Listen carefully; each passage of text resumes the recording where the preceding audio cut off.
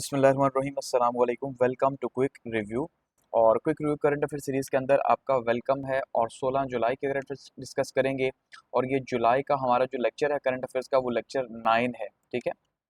तो इसमें डिस्कस करेंगे जी। सबसे पहले हम डिस्कस करेंगे कि जो इज़राइल है उसने शाम पे जो है वो हमला कर दिया है, इसको डिस्कस करेंगे। और शाम पे गो कि उस तरह का हमला तो नहीं, हम ये कहीं जंग दोनों साइड से स्टार्ट हो गई है, लेकिन उसने जो है वो शाम के इंस्टीट्यूशंस के ऊपर जो उसके बेसिकली इदारे थे उनके ऊपर जो है वो हमला किया है। और ये जो है वो काफ़ी संगीन नौयत हम ये देख रहे हैं कि शाम के अंदर बनती जा रही है, तो इसको डिस्कस करेंगे। और उसका कहना है कि वो दुरूज़ जो है उसको प्रोटेक्ट करना चाह रहे हैं। तो हम ये देखेंगे ये दुरूज़ कौन है जिनकी वजह से इज़राइल ने एक और जो है वो वॉर स्टार्ट कर दी है। हम देखेंगे कि भाई किस तरह से वो उनको प्रोटेक्ट करना चाह रहे हैं, उसके पीछे एम्स क्या हैं।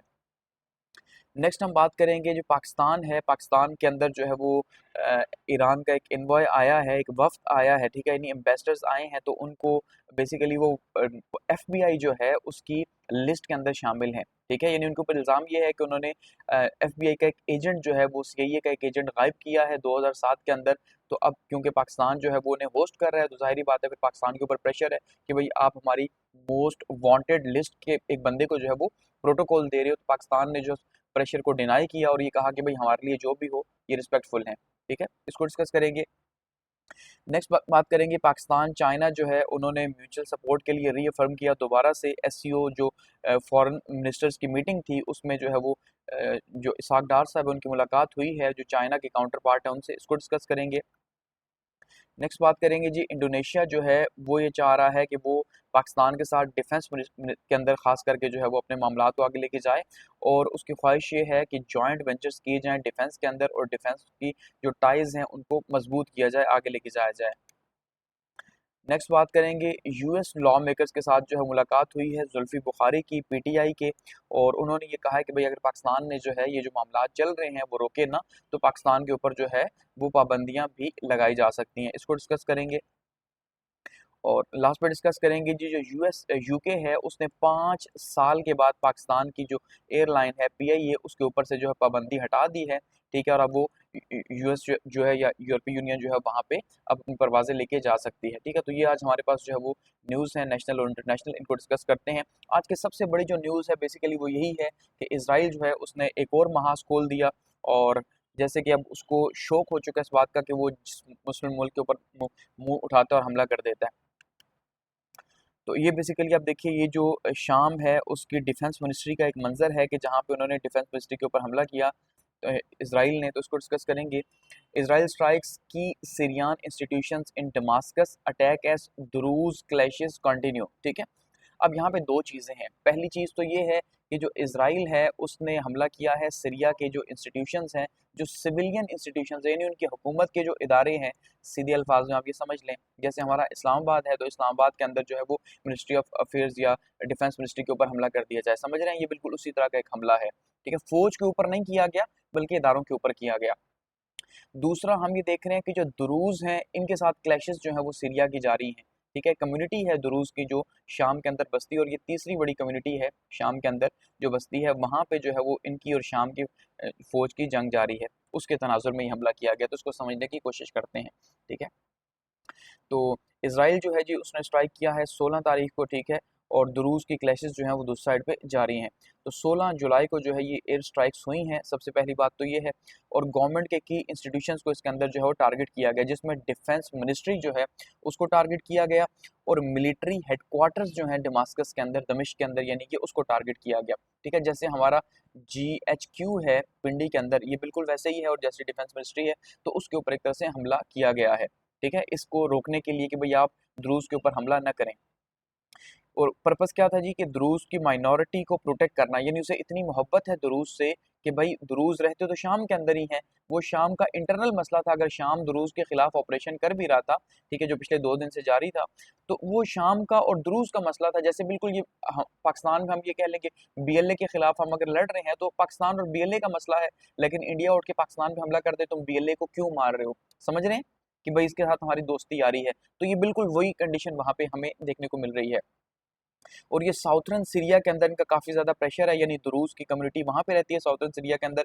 और ये जो साउथर्न सीरिया है ये वो एरिया है जो इसराइल के साथ और लेबनान के साथ इसके बॉर्डर्स लगते हैं, और यहाँ पे ऑलरेडी जो है वो इसराइल की फोर्सेस मौजूद हैं, ठीक है। और इसराइल की यहाँ कोशिश है एक जो है बफर जोन क्रिएट करने की, जिसमें अभी तक हम भी देख रहे हैं भाई दो सिविलियंस जो हमारे गए हैं और कुछ जो है वो जख्मी भी हुए हैं, ठीक है। और इनको टारगेट किया जा रहा है मुसलसल।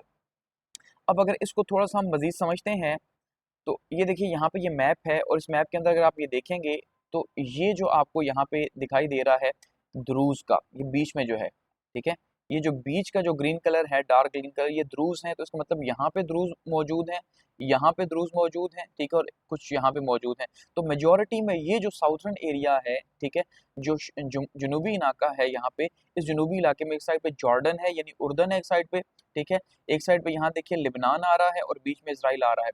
तो इसराइल को ये खतरा भी है कि जब ये यहाँ से सीरिया इनको मारेगा तो अल्टीमेटली ये यहाँ से भाग के इसराइल में घुसने की कोशिश करेंगे, ठीक है, या जॉर्डन में आएंगे। तो जॉर्डन का तो उसे गम नहीं, लेकिन उसे इसराइल का काम है कि यहाँ पे ये भाग के ना आ जाएं, वरना एक बहुत बड़ा जो है वो ज़ाहिर बात है उनके मुहाजिरीन की भी और तादाद में इजाफा हो जाएगा, और ये मना भी नहीं कर सकते क्योंकि उनके साथ इनके ताल्लुकात हैं। तो इसराइल की कोशिश ये है कि ये जो एरिया है किसी तरह से इसको यहाँ पे बफर जोन क्रिएट किया जाए।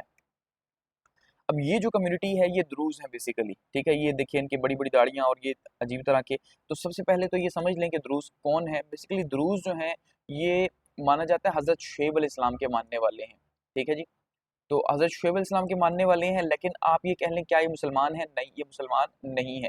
क्या ये यहूदी हैं? नहीं, ये यहूदी नहीं है। क्या ये ईसाई हैं? नहीं, बल्कि ये एक मिक्स रिलीजन है। ये बिल्कुल वैसा ही रिलीजन है जैसे दीन इलाही अकबर ने जो है वो इंट्रोड्यूस करवाने की कोशिश की थी, सब मज़हब के बीच में से अच्छी चीज़ें लेके। तो ये इसी तरह का एक मिक्स रिलीजन है, और बेसिकली ये जो है वो ना मुसलमान है, ना हिंदू है, ना ईसाई है, कुछ भी नहीं है, बस ये दुरूज़ हैं, ठीक है। तो ये दुरूज़ हैं। तो ग्लोबल रिएक्शंस अगर इसके ऊपर हम देखते हैं तो ग्लोबल रिएक्शंस जो कंडेम कर रहे हैं, लेकिन ज़ाहिर बात है ये हम बार-बार सुनते हैं कि भाई इज़राइल को कंडेम किया जा रहा है। अब ये सोचें कि किस तरह से इज़राइल ने जो है उसका मुँह किया, उसने मुँह उठाया और जो है वो शाम के अंदर घुस चला। वो कि चलें शाम के हालात पहले भी ख़राब थे, जो गवर्नमेंट आई है वो भी उसी की मदद से ही आई है, ठीक है। लेकिन अब यहाँ पे बहुत इंटरेस्टिंग जो है वो डेवलपमेंट्स हो रही है ना।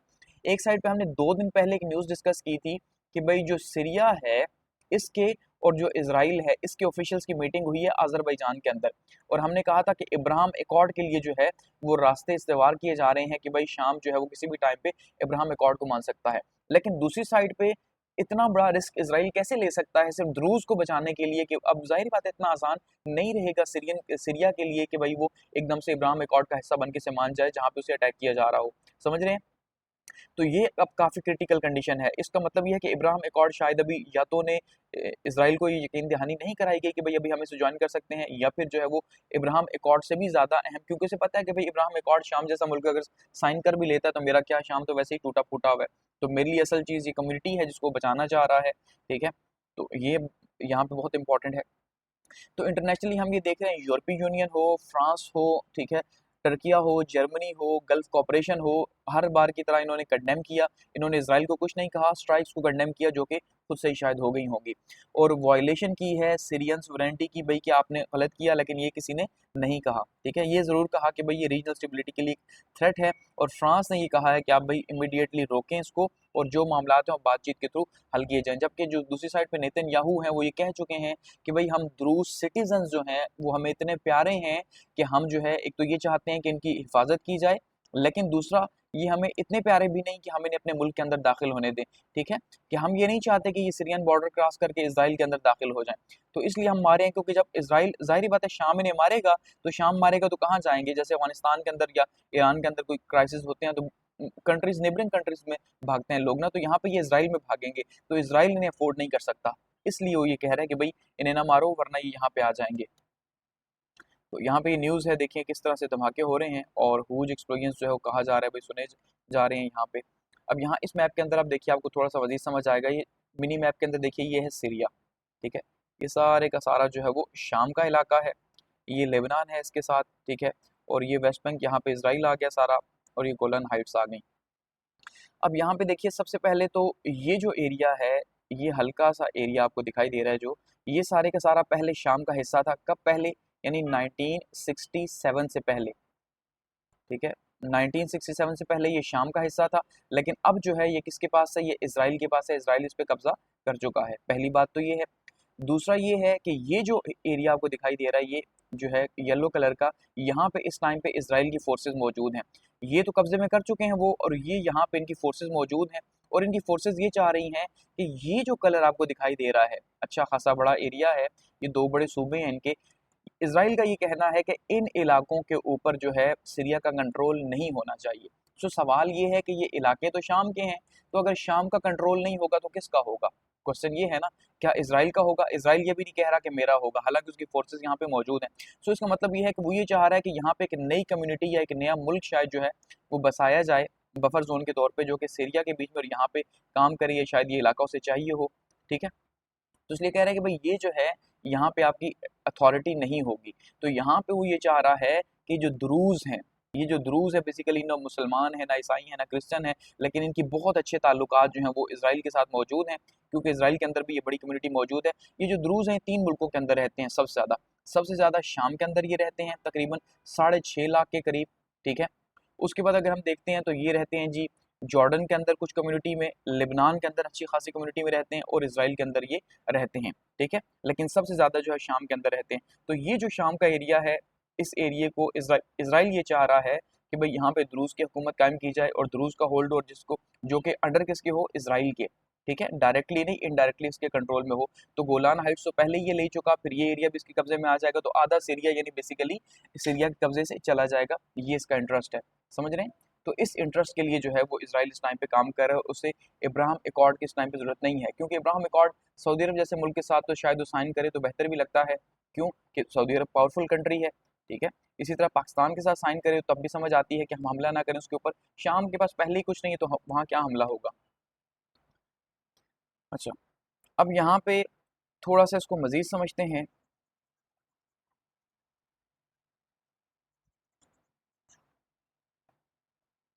अब देखिए, why did Israel intervene, Israel क्यों जो है वो घुसा है इस वॉर के अंदर? तो नेतन्याहू साहब जो है सबसे पहले तो वो ये कह रहे हैं कि हम इस बात को क्लियर करना चाहते हैं कि हमारी ख्वाहिश ये है कि हमारे जो ताल्लुकात हैं द्रूज कम्युनिटी के साथ, ठीक है, ये द्रूज कम्युनिटी जो सीरिया के अंदर मौजूद है, इसके साथ हमारे ताल्लुकात कौन से हैं जी? डीप ब्रदरली अलायंस है हमारा, यानी कि बहुत ही गहरा दोस्ताना ताल्लुकात हमारे मौजूद हैं। इसलिए हम इनको प्रोटेक्ट कर रहे हैं कि शाम इनके खिलाफ ऑपरेशन कर रहा है, क्योंकि शाम इनके खिलाफ ऑपरेशन कर रहा है, और 100 से ज़्यादा लोग अभी तक 2 दिनों के अंदर मारे जा चुके हैं, क्योंकि शाम में ये इल्ज़ाम लगाया जा रहा है कि सुन्नी हुकूमत है, तो सुन्नी हुकूमत इन द्रूज़ को या बाकी जो शिया के लोग हैं उनको यहाँ पे टिकने नहीं दे रहे। ठीक है, तो इस टाइम पे अगर हम ये देखें तो तकरीबन 1,30,000 के करीब द्रूज़ इसराइल के अंदर रहते हैं। ठीक है, यानी 1,30,000 इसराइल, 6 लाख तो रहते हैं, 6.5 लाख शाम के अंदर, और 1,30,000 जो है वो रहते हैं द्रूज़ इसराइल के अंदर। और इसलिए वो कह रहे हैं कि भाई इन 1,30,000 के जो ताल्लुकात हैं उन 6 लाख के साथ मौजूद हैं, यानी बिल्कुल जैसे इंडिया कश्मीर या पाकिस्तानी कश्मीर हो, तो इनके ताल्लुकात हैं आपके यानी शाम के अंदर जो द्रूज बसते हैं उनके साथ। तो इसलिए हम चाहते हैं कि हम भाईचारा में ये काम करें और हम आपको नुकसान नहीं पहुंचाने देंगे। जबकि इसराइल के अंदर जो द्रूज हैं उनके लिए पाबंदी ये है कि हर 18 साल का जो बच्चा है वो इसराइल की मिलिट्री में जो है वो सर्व करता है। ठीक है, 1957 से ये उनका एक एग्रीमेंट है, यानी 1957 से जो इसराइल के अंदर द्रूज कम्युनिटी रहती है उसका कोई भी नौजवान 18 साल का होता है तो उसे मिलिट्री ज्वाइन करनी पड़ती है। सो इसका मतलब इनका फ़ायदा ही फ़ायदा, समझ रहे हैं ना? तो अगर यहाँ पे भी ये बचाएंगे तो यहाँ पे भी इन्हीं का प्रेशर होगा, क्योंकि इसराइल के इनके साथ ताल्लुकात अच्छे हैं और ये हाई रैंक्स तक भी पहुँचते हैं। ठीक है, बहुत सारे लोग पुलिस को ज्वाइन करते हैं, सिक्योरिटी फोर्सेस को ज्वाइन करते हैं। सो आप ये कह सकते हैं कि जो ये द्रूज हैं, द्रूज लोग जो हैं, ये बेसिकली जो इसराइल है उसके लिए एक तरह से उनकी मिलिट्री का काम करते हैं। समझ गए? नॉन पेड मिलिट्री का काम करते हैं, तो इसलिए इसको फ़ायदा ही फ़ायदा है। और अगर यहाँ पे सीरिया के अंदर एक बफर ज़ोन क्रिएट हो जाता है, अलग मुल्क बन जाता है, या ये एडमिनिस्ट्रेशन 2 सूबों के द्रूज के पास आ जाती है, तो फ़ायदा ही फ़ायदा होगा शाम को, सॉरी इसराइल को। ठीक है, तो ये इसलिए कोशिश कर रहा है। अच्छा, why are Syrian forces clashing with them, कि भाई द्रूज के साथ जो शाम की फोर्सेस हैं वो लड़ क्यों रही हैं, क्यों क्लैश कर रही हैं?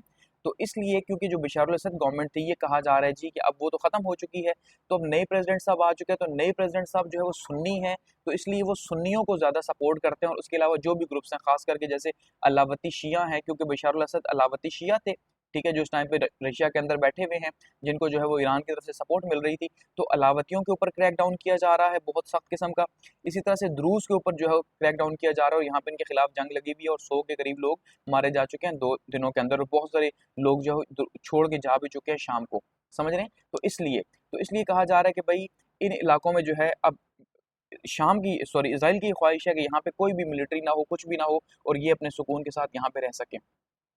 तो ये सारा दुरूज जो था, यानी कि एक नई जो वॉर है इसराइल ने जो स्टार्ट कर दी है शाम के खिलाफ, उसके आप हालात देख लें। अब ये कहाँ आगे जाएगी, कहाँ रुकेगी। खैर गो के जो शाम है उसमें तो इतना दमखम है नहीं, इसलिए उसने सीज फायर तो कर दिया अपनी तरफ से। अब देखते हैं कि मामला आगे कैसे बढ़ते हैं। नेक्स्ट हमारे पास है जी ईरान और पाकिस्तान के ताल्लुकात को लेके, और वो क्या है जी, Iran invite to Pakistan widely respected says foreign office after FBI added him the most wanted list. ठीक है, ये पाकिस्तान के अंदर जो इन्वेस्टर ईरान के आए हैं वो बेसिकली कौन है जी, वो एफबीआई की हिट लिस्ट के अंदर हैं या मोस्ट वांटेड लिस्ट के अंदर हैं, इस इल्ज़ाम में कि भाई इन्होंने 2007 में एक बंदा जो है वो गायब कर दिया था अमेरिका का, तो इसलिए अब ये वांटेड है। तो अब पाकिस्तान के ऊपर ये प्रेशर है कि भाई वो बंदा जो एफबीआई का यानी अमेरिका की एजेंसी है, जाहिर बात है उसका मोस्ट वांटेड है, तो पाकिस्तान उसको कैसे प्रोटोकॉल देके यहाँ रख सकता है। लेकिन पाकिस्तान ने इस प्रेशर को डिनाई किया और कहा कि भाई वाइडली रिस्पेक्टेड है, तो ये बहुत अच्छी बात है पाकिस्तान ईरान ताल्लुकात के अंदर। Pakistan defence Iranian NY amid FBI allegations. ठीक है, एफबीआई के इल्जामात के बावजूद जो है वो पाकिस्तान ने डिफेंड किया है ईरानियन एनवाई को।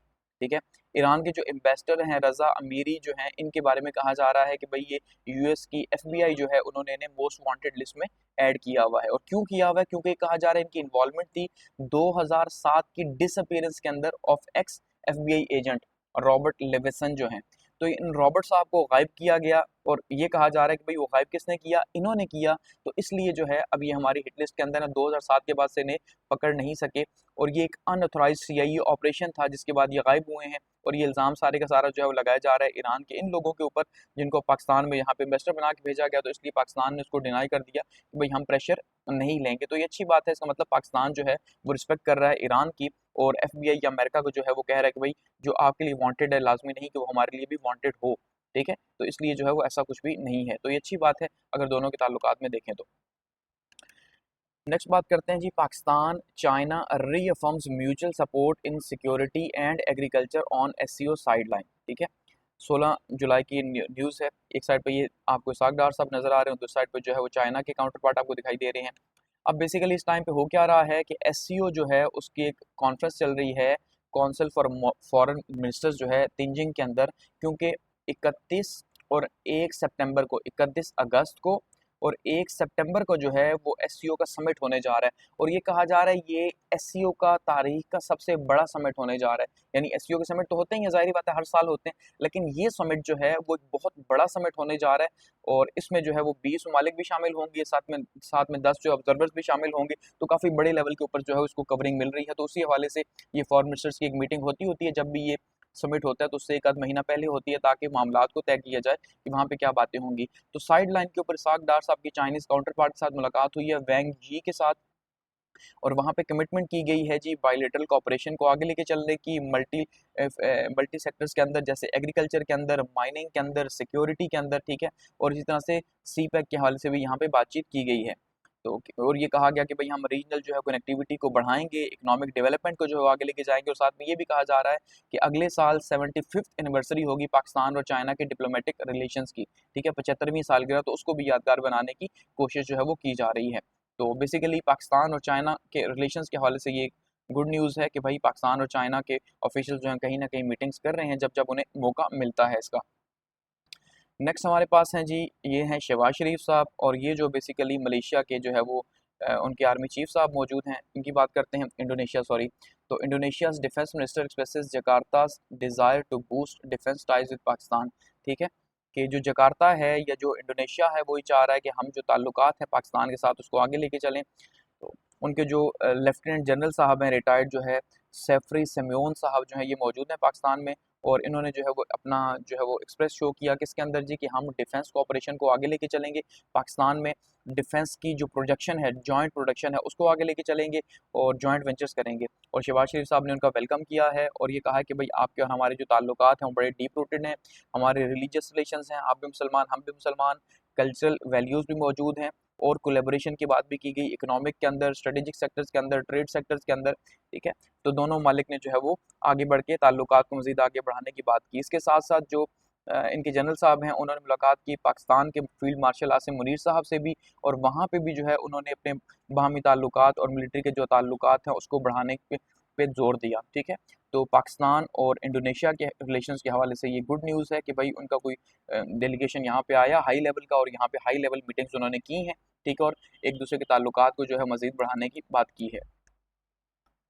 तो यहाँ भी APTV न्यूज़ ने जो है उसको एक्स के ऊपर बताया हुआ है कि भाई मीटिंग हो रही है, ये जो हमारे जनरल साहब बैठे हुए हैं साइड पर, उनके रिटायर बैठे हुए हैं। ये हमारे पास नेक्स्ट न्यूज़ है जी जुल्फी बुखारी को लेके या PTI को लेके। ठीक है, और US law makers Wars Pakistan over transitional repression hint eight possible sanctions. कि US के जो लॉ मेकर्स हैं, यानी उनके जो पार्लियामेंट के मेंबर हैं या कांग्रेस उनकी जो मेंबर हैं, ठीक है, उन्होंने पाकिस्तान को वार्न किया कि अगर आपके हालात ऐसे ही रहे आपके मुल्क के अंदर, तो उसके वजह के तौर पे आपके ऊपर पाबंदियां भी लगाई जा सकती हैं। तो ये कहा जा रहा है जी जुल्फी बुखारी की एक दिन पहले मुलाकात हुई है कांग्रेसमैन के साथ जो बैठे हुए हैं। ठीक है, तो उसमें जो है उन्होंने बताया कि भाई पाकिस्तान में सिविल ह्यूमन राइट्स की वायलेशन हो रही है, और वहाँ पे जो है पॉलिटिकली लोगों को पकड़ा जा रहा है, उनके ऊपर ब्लास्फेमी का इल्ज़ाम लगाया जा रहा है। ठीक है, तो इसको लेके जो है जो उनके नुमाइंदे हैं, उन्होंने जो रिपब्लिकन कांग्रेसमैन थे, इसी तरह से डेमोक्रेट के जो कांग्रेसमैन थे, इन दोनों ने जो है बताया कि भाई अगर आप जो है वो इंटरनेशनल ऐसा काम नहीं करेंगे तो ज़ाहिर बात है, यानी आप अगर ह्यूमन राइट्स की वायलेशन करेंगे तो इंटरनेशनल रिलीजियस फ्रीडम एक्ट के तहत जो है वो आपके ऊपर पाबंदियाँ भी लगाई जाएंगी। तो जुल्फी बुखारी ने एक तरह से जो है बताया कि भाई PTI के साथ पिछले 3 साल के दौरान क्या हो रहा है, किस तरह पकड़ा गया, या इमरान खान साहब को किस तरह जो है वो जेल के अंदर रखा हुआ है बगैर किसी कसूर के, ये सारी बातें वहाँ पे हुई हैं। साथ में जो मिनिस्ट्री है उसने बलूचिस्तान के हालात पे भी तशवीश का इजहार किया, जैसे आपने देखा जो है वो कल की न्यूज़ है किस तरह से जो है वो किलिंग की गई है वहाँ पे पंजाबियों को लेके। ठीक है, तो ये पाकिस्तान के लिए नहीं कि इंटरनेशनल लेवल के ऊपर ज़ाहिर बात है प्रेशर बढ़ेगा, और जो ट्रम्प की या हमारी जो एक गवर्नमेंट के लेवल के ऊपर जो बातचीत चल रही है, ठीक है, उस पर भी काफ़ी ज़्यादा प्रेशर होगा कि भाई किस तरह से आप वहाँ पे ह्यूमन राइट्स की वायलेशन हो रही है तो फिर भी आप पाकिस्तान के साथ ताल्लुकात को आगे लेके चल रहे हैं। और लास्ट में हमारे पास है जो यूके जो है उसने लिफ्ट कर दी हैं रिस्ट्रिक्शंस पाकिस्तान के ऊपर से, पाकिस्तान एयरलाइन के ऊपर से 5 साल के बाद। 2020 में अगर आपको याद हो तो कराची में जो है वो त्यारा जो है वो लैंडिंग के दौरान हादसे का शिकार हो गया, जिसमें कहा गया कि जो पायलट है उसकी डिग्री जो है वो जाली है। तो उसके बाद से जो है वो इंटरनेशनल रूट्स के ऊपर खास करके EU और जो यूके है इन्होंने बैन कर दिया था पाकिस्तान को, और पाकिस्तान की एयरलाइन जो पहले से ही बहुत मुश्किल में थी बेचारी, उसके ऊपर और ज़्यादा प्रेशर पड़ गया। तो अब ये न्यूज़ आ रही है जी, आज की न्यूज़ है कि यूके जो है उसने जो बैन किया हुआ था वो लिफ्ट कर दिया पाकिस्तान एयरलाइंस के ऊपर से, और इससे जो है वो अब तो PIE की वैसे ही प्राइवेटाइजेशन हो रही है, तो उससे अब इसके चांसेस बढ़ जाएंगे, इसके जो है वो पैसे ज़्यादा मिलने के चांसेस होंगे अल्टीमेटली। तो यूके के जो ऑफिशियल्स हैं उन्होंने ये बैन 5 साल बाद जो है वो लिफ्ट किया है, और जो इस्लामाबाद के अंदर हाई कमिश्नर हैं यूके के, उन्होंने कंफर्म कर दिया कि भाई अब हमने कंफर्म कर लिया कि पाकिस्तान ने सेफ्टी जो है वो इम्प्रूव की है, और इंडिपेंडेंट सेफ्टी रिव्यू भी हमने लिया, और वो भी ये कह रहे हैं कि भाई हमने सेफ्टी इम्प्रूव कर दी है, तो इसलिए जो है अब पाकिस्तान ये कर सकता है। तो यूरोपीय यूनियन ने भी अलाउ किया हुआ है इस साल पहले से ही, और अभी इन्होंने भी अलाउ कर दिया, तो इससे पाकिस्तान की जो एयरलाइन है उसको क्या होगा जी, उसको ज़ाहिर बात है ज़्यादा पैसे मिलेंगे, क्योंकि ये जो रूट्स होते हैं यूके के या EU के काफ़ी ज़्यादा प्रॉफिटेबल रूट्स हैं, तो इससे अब जब इसकी प्राइवेटाइजेशन होगी तो उसमें अच्छा खासा पैसा मिलने के चांसेस हैं। तो ये गुड न्यूज़ है पाकिस्तान के लिए। ठीक है, तो ये आज के जो हमारे पास करंट अफेयर्स थे।